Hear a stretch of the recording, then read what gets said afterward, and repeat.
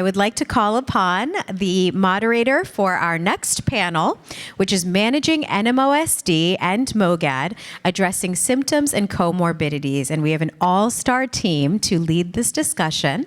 So I'd like to call upon the stage Audrey Johns.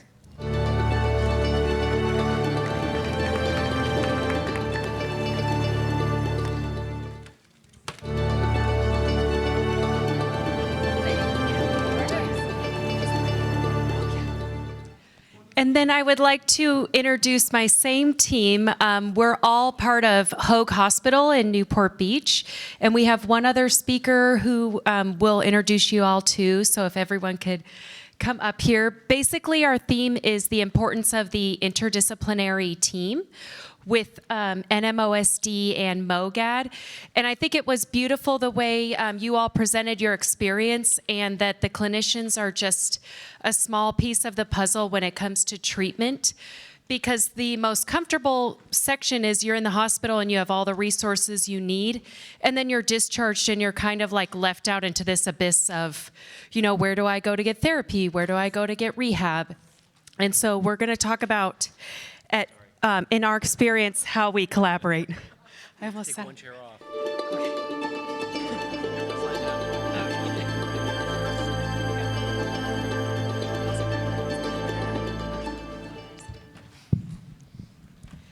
Okay, so if each member of the panel could introduce themselves and their specialty. My name's Brittany Johns. If you can't tell, Audrey and I are twins. So I have the special title of being Audrey's twin, which I'm ever so grateful for. But also, my career path and what I've chosen for myself is to be a licensed marriage and family therapist. So I work at Hoag Hospital as well in Solmar, which is the residential inpatient program for chemical dependency. We have outpatient as well. And besides that, we see a lot of pain management, a lot of co-occurring diseases that come in because we might be coping with substances that I just have a fortunate ability to know a lot about the medical side from Audrey always telling me about it. But at our hospital, we have highly acute patients that we do see that can link to care after as well, because they can treat their substance use first, and then they can be linked to their regular provider for NMOSD, MS, the gamut of co-occurring diseases as well. And then I also work at a private practice with teens and adolescents, so I have that ability to work in all the interdisciplinary teams. So that's me. Hello, my name is Melissa Chun. I'm an optometrist. I specialize in low vision rehabilitation. I'm the founding director of the Vision Rehabilitation Center here at UCLA at the Stein Eye Institute. I retired last year after 36 years of practice at UCLA. And I continue to see patients 1 day a week. So I'm really happy to be here to just share a little bit about some of the resources available for individuals who have visual impairment. And my name is Nina Surber. I'm a physical therapist, and I'm representing the rehabilitation portion of the picture. I work with the neurologic population, any kind of neurologic disorder, whether it's MS, Parkinson's, stroke, concussion, vestibulopathy, and work closely with my fellow panelists in trying to promote function and ability in people who come into our clinic. I'm Erin Fromm, and I got that great introduction by my pal Jeff. So my background is I worked at a multiple sclerosis center at UCI, had a large population of NMOSD and MOGAD. So I feel comfortable with the diseases, and I miss Jeff. I miss all my old friends because I've moved over to Hoag with this great team, and I'm a nurse practitioner, and I work in the specialty of neurology and see central nervous system demyelination. And so I'm excited to be here, and hopefully we can open it up and see what everyone has their burning questions and see if we can help answer them today. So I'll start actually with, since mental health has been such a strong topic of the day, Brittany, in your experience with people who have chronic diseases such as NMOSD and MOGAD, what are some commonly co-occurring mental health issues and suggestions you have for dealing with the symptoms that come along with these disorders? Yes, definitely. And it was so beautiful to hear all the sentiments of underlying mental health. Unfortunately, there's a stigma around that as well, but you guys are all facing a ton of stigma. So I just love that there was such a loud voice about mental health, because it's definitely necessary and should be welcomed as part of the team. That's what we're trying to instill at Hoag, but with a lot of providers. And I would definitely say what I would say the top the diagnoses are definitely depression, anxiety, and then, like I was talking about, substance use, or just coping with whatever your outlet is in an unhealthy way, whether that be food, sex and love, all the other things that might be acting out because we feel like we're not in control over our diagnoses, or just in a lot of denial. Grief work is huge. So it all kind of interweaves amongst each other, but I just love that there was so much talk about mental health. So I'm all for any and all questions. And I think that's what we wanted to make sure in our panel, is not to talk in big words or things that anyone doesn't understand, but to have a lot more time for you guys to ask us questions. So I'm all for anything burning questions about mental health. But depression, anxiety, and substance use, all in that arena. And then from your perspective, when it comes to diagnosing patients and noticing symptoms, what are some things you would want our audience to understand when it comes to maintaining like your treatment plan? So I think from the previous panel, you heard the wide range of how vision is affected, okay? So from my perspective, it's really to assist when there is visual impairment. Sometimes, it's very simple things like, well, not simple things, but accessible things. Like we've heard patients having blurred vision, having difficulty functioning when it's dark, contrast issues, not having the acuity to be able to recognize objects, especially when they're far away, and to be able to distinguish them. I didn't really hear too much about peripheral vision loss, but that can be part of the spectrum as well. And so, there are very accessible ways and easy ways not easy ways, but accessible ways to help those issues, just like lighting, all right? So to have sources of lighting that doesn't cause glare, but can help to make things more visible. In our day and age, some of my patients are moving towards smart homes, so they can have Alexa or Google turn on the lights for them when they enter into a dark area. And contrast is a big issue, okay? Finding color contrast that makes it easier. And I just wanted to share a very short story about one of my patients with contrast issues. She lives in a home with white carpet, and she has a white dog. And so she cannot find her dog at times, and sometimes she's afraid that she's going to step on her dog. So we just talked about different strategies, and one of the things that came up is maybe getting an outfit for her dog that's dark colored, so you use contrast to enhance it, or just a dark collar on her dog. So these are very accessible things that can be applied today. So I just hope to talk a little bit about that, as well as what kind of support the center has for patients with visual impairments.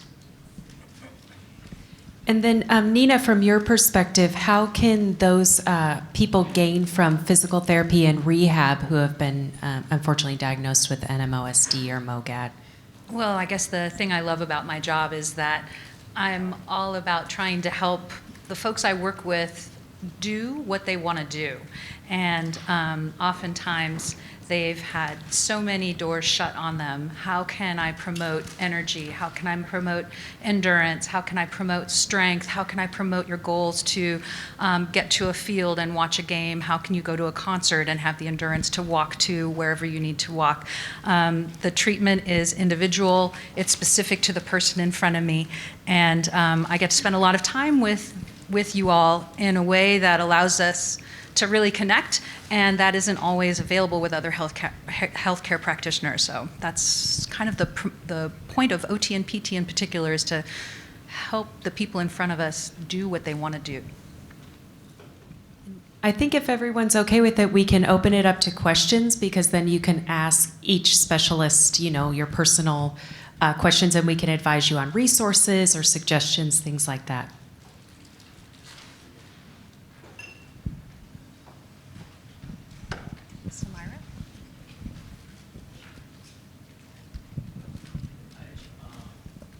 Is it on? Okay.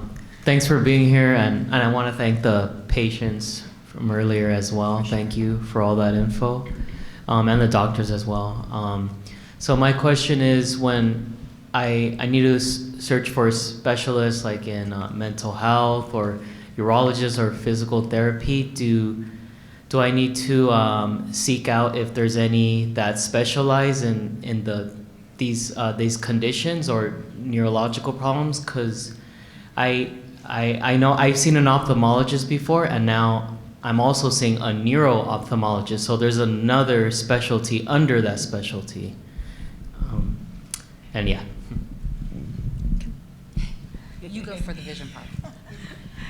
So in terms of vision rehabilitation, low vision rehabilitation, I think as I have learned, this is a very rare condition, so I don't think there are any low vision specialists that specializes specifically in vision impairment due to MOD or MOG, but some of the general principles can still apply. We can still find out where your vision's at, what it is that you have difficulty seeing, and what kind of strategies that we can offer to help assist and make life a little bit easier, make function a little bit easier.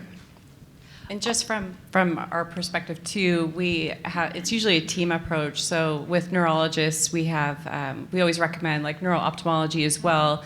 And there's a big interest in collaboration and opening up clinics specifically for NMOSD. So I think it's important to seek out those people that are really familiar with the disease state. And I kept calling you the wrong name. It's Jim. Oh my gosh, I'm sorry. I'm nervous. I'll piggyback on that. So my job is I'm a clinical nurse navigator. So essentially I help with those questions like I use by patient perspective who they seen that they feel like was the most helpful for their rare disease.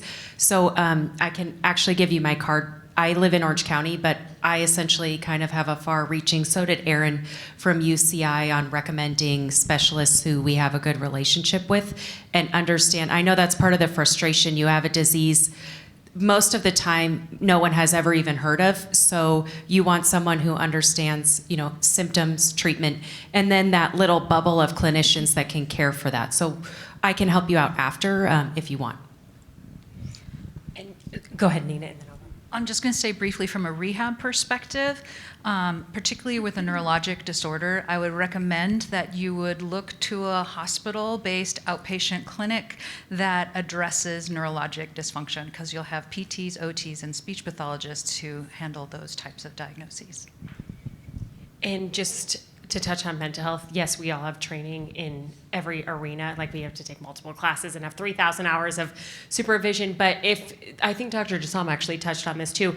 If you're in that disciplinary team all the time where you're talking about the disease, having the empathy of seeing patients in that type of population, I would say keep asking your team, your provider, and this is such a beautiful foundation that hopefully has so many resources that I can even share too, so that you're just not throwing darts at the board of a regular therapist, because they could sell you the world, unfortunately, sometimes, and say, oh yeah, I've worked with a chronic disease or something like that, and then it's not beneficial for you, and then you lose momentum with, gosh, that didn't work, I went to a therapist and I felt like they didn't really understand me.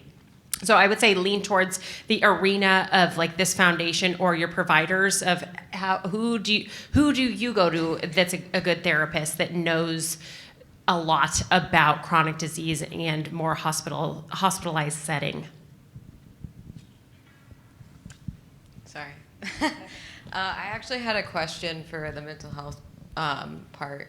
So when you were talking about like that you're a mental health therapist for NMO and MOGAD, I have MOGAD. And I was diagnosed 9.5 months ago, and the hardest part is honestly finding somebody that like relates as a therapist. Because I've had a lot of therapists in the past 9.5 months, and it's been kind of like, oh, how are you? You know, like I'm I'm not great. And then you know, they're like, oh, well, that sucks. It's just like not, you know, really towards like what I'm looking for. And I've honestly gone through a lot since then, so it's been hard to find somebody to find like to actually. I don't know what to look for. Mm-hmm. So what I was going to ask is like, I think what I'm having the most trouble with is one, the pain, but two, like grieving what I had before. And so it's almost like I would call it like a post-chronic illness, not like postpartum depression, but like post-chronic illness depression. I don't know if that's a thing, but it feels like I can't find anyone, and I don't know if anybody else feels this way, maybe, but that actually like can relate to like my disease or, you know, like what I'm looking for in the therapy. It's just that I don't know what to search. So that's where I'm really having trouble, and also a PT. So that's another thing, but yeah.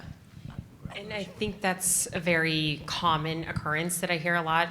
And like I was saying, the more you go to specialists, especially therapists, and you're like, oh, that didn't work. But I would strongly suggest just asking in like this group, especially, who did you go and see?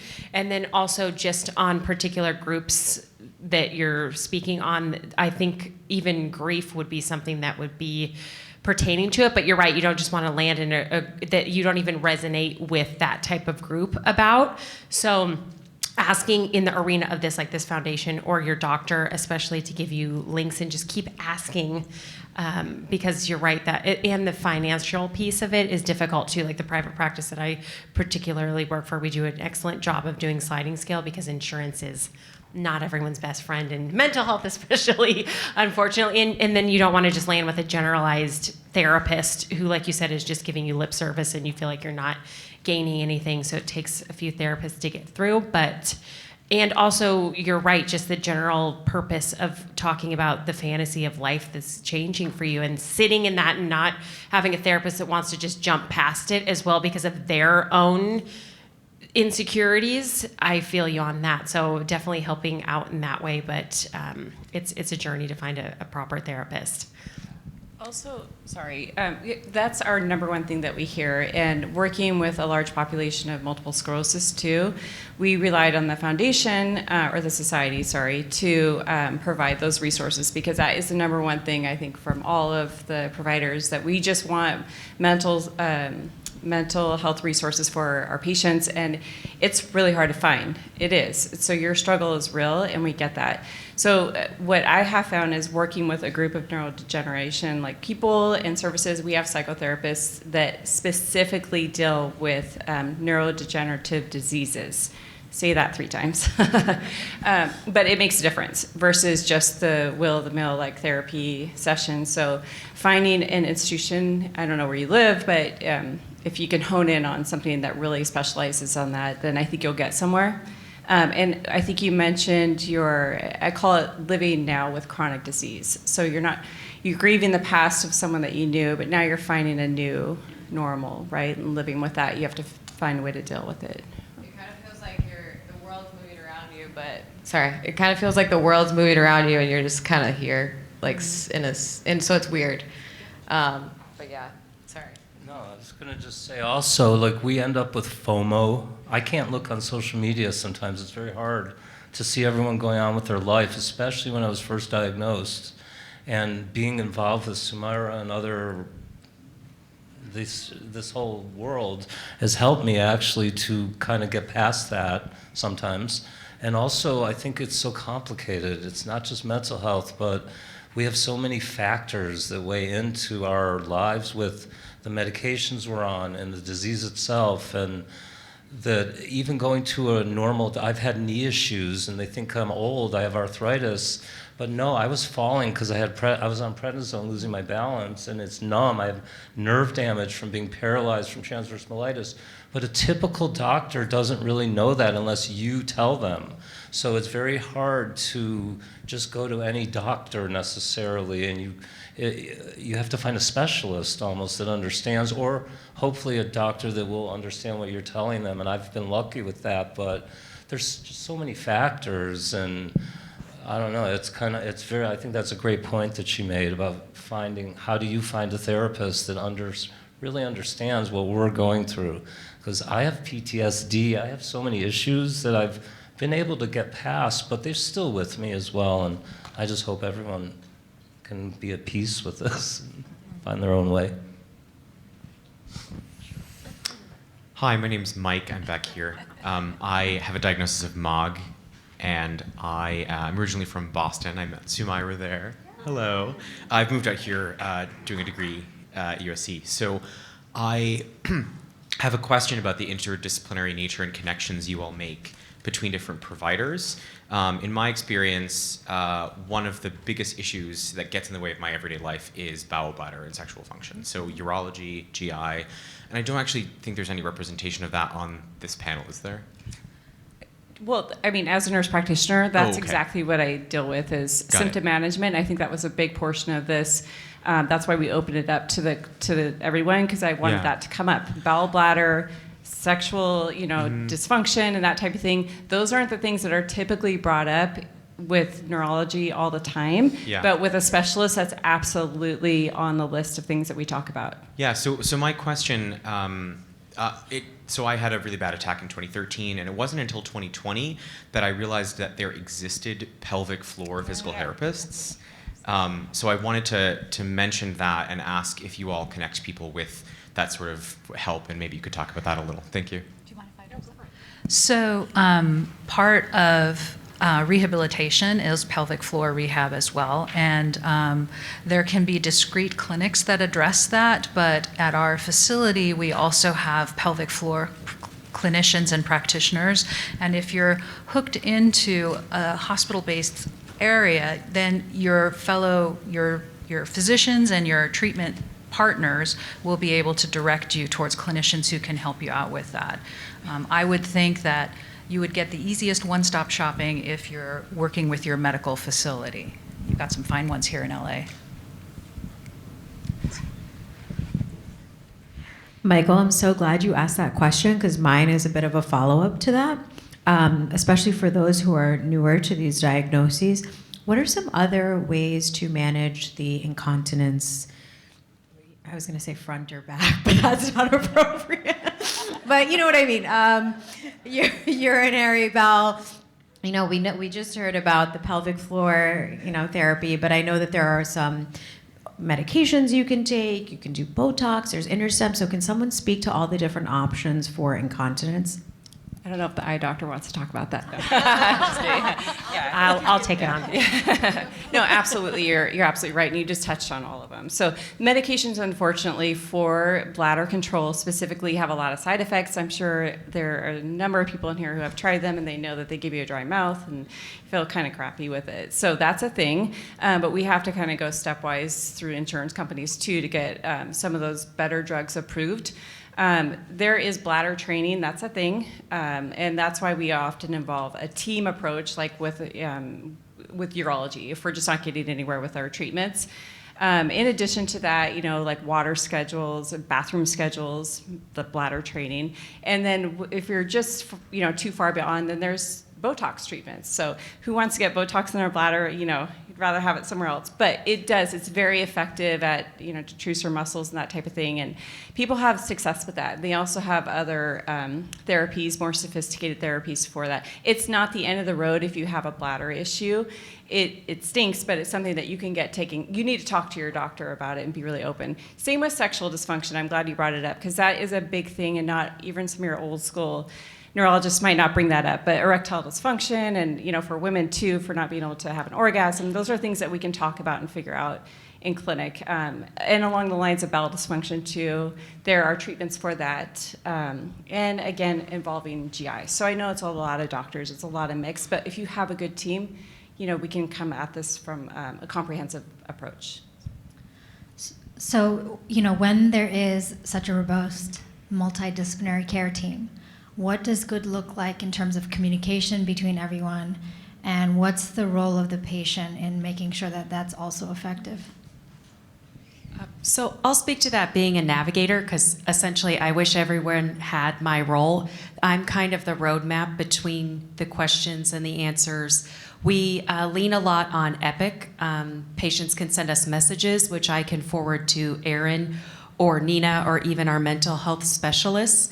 I would also suggest giving your clinician a list of the providers that you see, because we don't know, there would be no way in knowing, it's like in the cloud, who your dietitian is. Do you want to see a dietitian? We can obviously refer you out at Hoag, luckily, but I think, in my honest opinion, being your biggest advocate is so important. You have to try to empower yourself. The patients that usually do the best actually have a binder of, number one, questions, providers they go to. To Erin's point, if you don't bring up a symptom, there's no way of knowing, and we can't refer you to the correct clinician. And I think also too, asking professionals who they recommend may seem taboo, but it's 100% okay, because we know in this community who's going to treat your symptoms the best. But if you don't have a navigator or like a hospital system, I would 100% suggest making a journal and kind of keeping on track of your care plan. And that really goes with symptoms and symptom management most of the time. I've been blessed to have the best doctors in the world, and I still have to stay on top of them. And they work with me, and it's amazing. Like they listen to me, and I was given a choice at one point of IVIG, and someone told me, no, you want to do subcutaneous because you're older. And I spoke to them, and they were at Mayo Clinic, and they absolutely listened to what I said, and they switched to, we were going to do it, to subcutaneous IG. I think that's so important. And they've all been they work together, and it's really, when you work with these kind of doctors, it's so special, and I hope everyone does get that chance too. It's very important in my eyes. My big thing is that everyone needs the best medical care when you have this kind of disease, and that's my number one thing. Just have to say that. One other thing I've noticed that gets people confused is if you go down the rabbit hole of seeing multiple neurologists for your same disease, you'll get, like, even that panel here, each person would say something different. So pick a provider who you really trust and stick with that person so that the plan is congruent. Does that make sense? We have a question over here.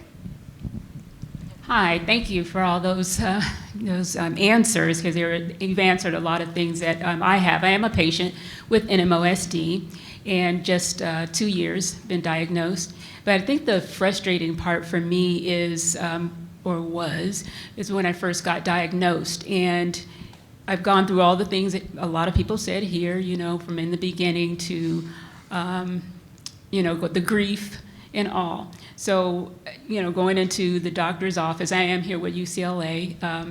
Fortunate, I think it's one of the best hospitals and medical centers. And had I not been here, I wouldn't have gotten diagnosed. But in the beginning of my treatment, it was, talking to the doctor, and when in the office, I started to cry. Now, I'm usually pretty stoic, but it just got to me. It hit me at that time. And the instantaneous thing was it was an assistant. I think I cried before I got to see the doctor that day. And then I think she'd huddled with him and say, oh, she's depressed, right? And, so the first thing they wanted to do was, give me some medication. And I'm like, this is normal. Now, do not tell me that, what I'm going through is not normal. I don't want to be put on these pills, but my question is, so in a nutshell, I would love to, have doctors right away give you that alternative. What is the alternative? I am one for, natural things, homeopathic, and also by faith. And I don't want that to be, I know that it's not not the norm for doctors, but don't just start, giving, because I had a lot of other medication that I was on, and I had never taken anything. I am an athlete, I still say though I've had to divert some of that, second degree black belt in Taekwondo, and I've had to kind of go a different direction and some other things. But what's your answer to that? And for dealing with specifically like mental health and, calming, I've done all the gamut of things, but I'm just talking about like, yoga and all of that, but I'm talking about some other things.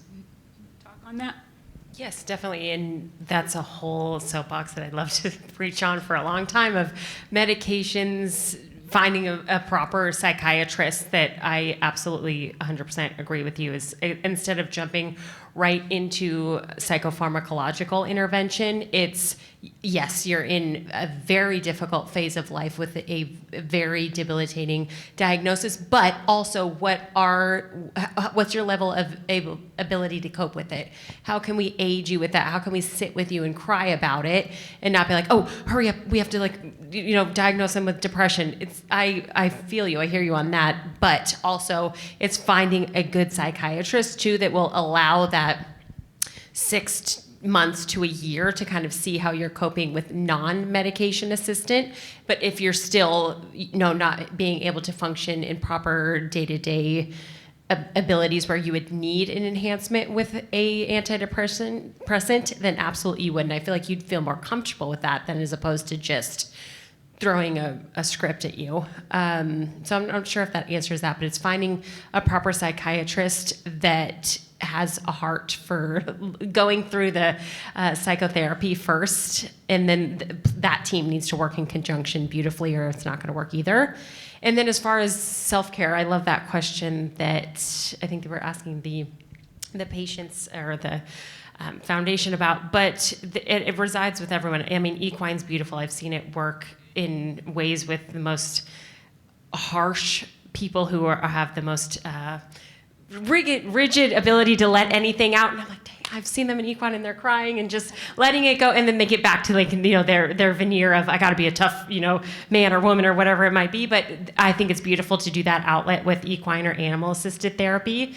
Just hanging up. And the other thing I was going to speak on, there's so much that I wanted to say, but just with caretakers, I know there's a lot I've seen in the room. So I think everyone, spouses, significant others, sisters, I can only imagine doing it as a group, just in your interdisciplinary team of your family is going to be so enriching for you as the person who's diagnosed, so that you could feel like you can talk openly about what's going on. And then there's so many webs that can be interwoven into that you can start talking about mental health a lot more.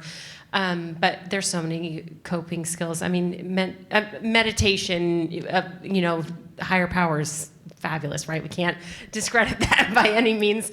But just a daily practice of gratitude, I think is key. Waking up in the morning, writing 3, if you can start with that, to 10 things you're grateful for, even if it's the minutia, will keep you really motivated throughout the day, is something that I always like to recommend to anyone, but especially in this clientele.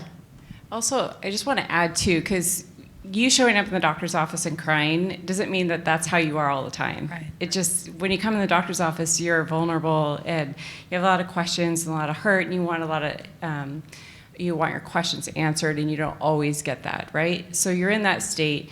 Your normal life, you have to do all of these things and live life and deal with stress and on top of chronic illness. So I know that she brought up meditation, and I know that's probably one of the hardest things to do, but it's the number one thing that actually has data and scientific proof that it is helpful, taking 5 minutes. We all need to do it, all of us, but it is true.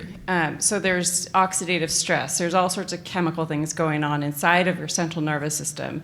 And taking that time to sit in a room and just practice mindfulness for 5 minutes is absolute medicine without medicine. So I know we've all heard it, but there's a lot of truth to it too.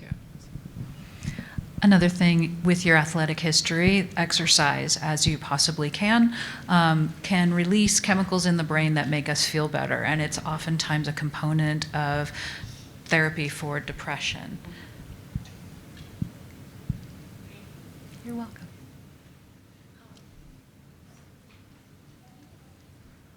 I just wanted to say before I even asked my question that to Audrey, just thank you for being a nurse navigator, because before we got ours for the first time, it was just so hard navigating, having so many different doctors all at once, and getting the nurse navigator has changed my whole family's life. So I fully support investing in expanding the system. I think every hospital system should have a nurse navigator program.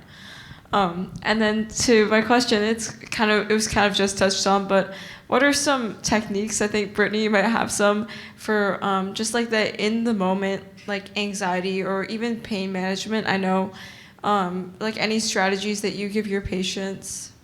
Definitely, because pain management is very much so married to mental health and addiction, unfortunately. And before people even notice it, we're consulting with them on a pain management side of, they're coping inappropriately with meds that might be prescribed, as we talked about that, and just navigating how that's okay. We got to this point, but how do we get you off the opiates or whatever alcohol that you might be coping with? So I think just innately taking, whether meditation, you're exactly right. There's so many statistical brain chemistry aspects about it. But just throughout the day, like I said, the gratitude, being in a moment of gratitude is important. But just overall grounding, and hopefully a therapist can actually work properly with you to be able to do that, where you just sit, just rooting yourself with the world is important, and especially just like sitting there with your feet on the ground, hands on your knees, and just being, I'm in a safe place. Tactily, like what do I, close your eyes, what do I hear, what do I smell, I'm safe. Just reminding yourself of that, even for 1 second throughout the day when you're feeling that anxiety spike, can tremendously improve the trajectory of the day and get you kind of back online.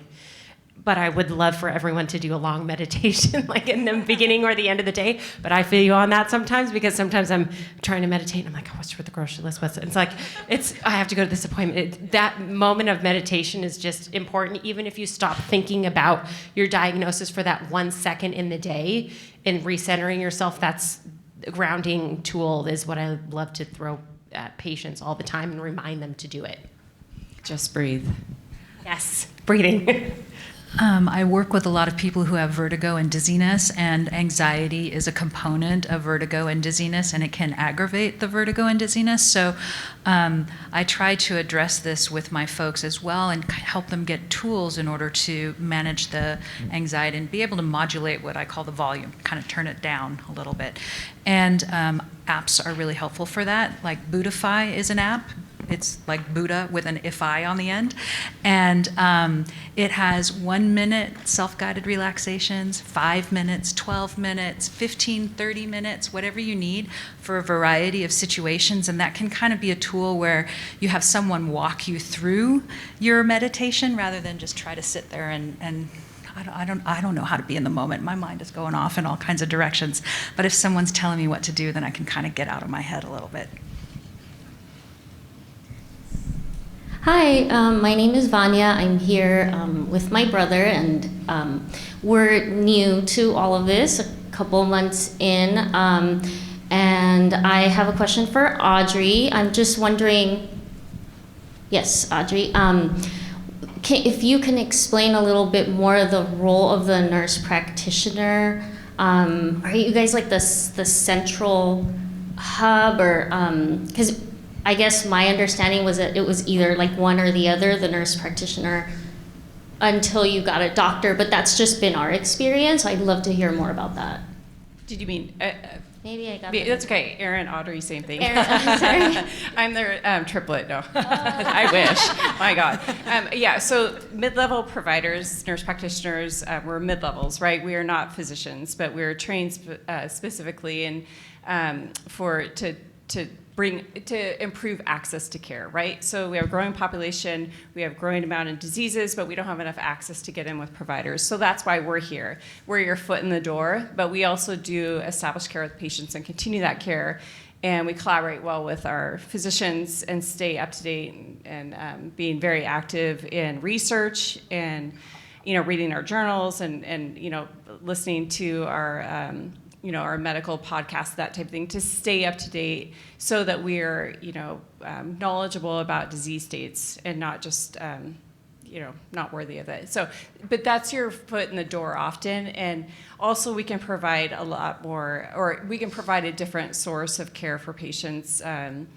We could spend a little bit more time talking about symptoms and symptom management. So you can marry the two. You can have, in our group, we'd like to toggle. So you see a provider and then you come see the nurse practitioner. If something comes up or you're having a relapse or you just need to get in and talk, then you can come in and see a nurse practitioner or a physician assistant. Does that answer your question? Okay.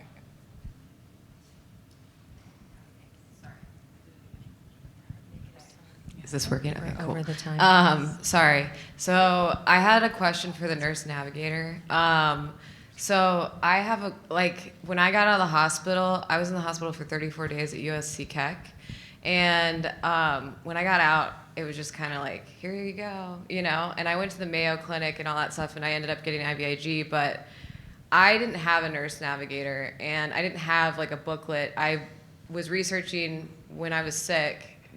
I'm still sick, but you know what I mean, to find what was best for me. And I don't know why not a lot of people have the nurse navigators, or they're not giving us the information that we need to have, nurse navigators. I don't know. But long story, I actually got cancer, and then right after, and then I had a nurse navigator for that.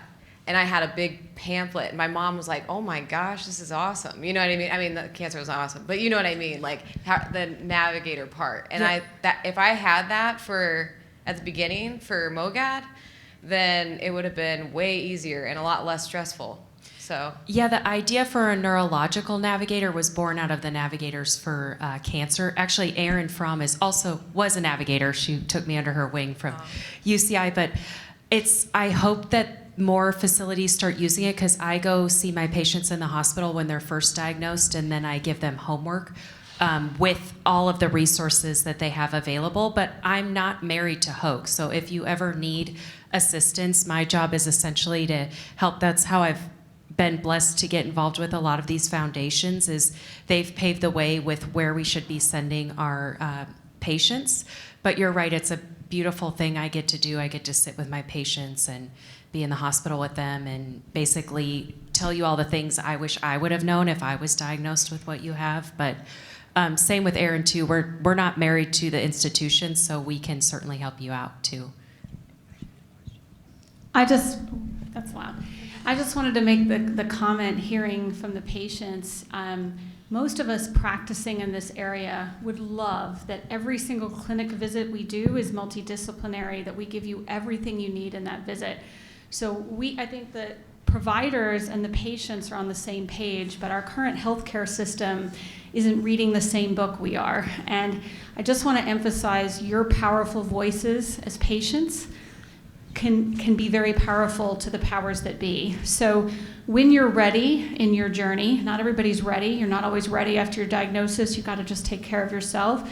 But I've found as a clinician, trying to bring my concerns for things like this up to the top levels of healthcare leadership, that I'm heard, but I don't think I'm heard as powerfully as patients are. So when you're ready to tell a story about how difficult it was for you to find all the different providers you needed to put together for your comprehensive care, I think finding a way and maybe using foundations like this and events like this to make your voices heard, I think you have a chance to make a powerful impact, because I think I speak for all of us. I would love if every clinic visit I ran, I was right next door to my therapist and my physical therapist, and I could give you everything you needed right then and there, and I could spend 2 hours with you if I need to. So I think we have to speak up and tell the systems that run our healthcare that we need this, and I think your voices are very powerful. Amen. Hallelujah. Hi, I'm Vanessa, also here in support of a family member who's facing a possible NMOSD diagnosis. So I was wondering, within each of your areas, what would be the best advice or the most important advice you could give someone who has just started on this path and who, we know it's important that he learns how to self-advocate. What would you say to him and his family member, his support system, to sort of navigate this in a little bit of easier waters? Sorry, I keep talking. It's not a linear path. I think that's the best advice I can give anybody. It's not like you're going to get your diagnosis and then you're going to move up. You're going to go up and down. The whole family will. And, it is a matter of, grieving some part of your past life and then learning how to adjust and live with chronic illness. And then also finding your team of people. Keeping that in mind helps to keep a little clarity of what you're dealing with so that you don't have these expectations and then fall into a rut of being disappointed all the time.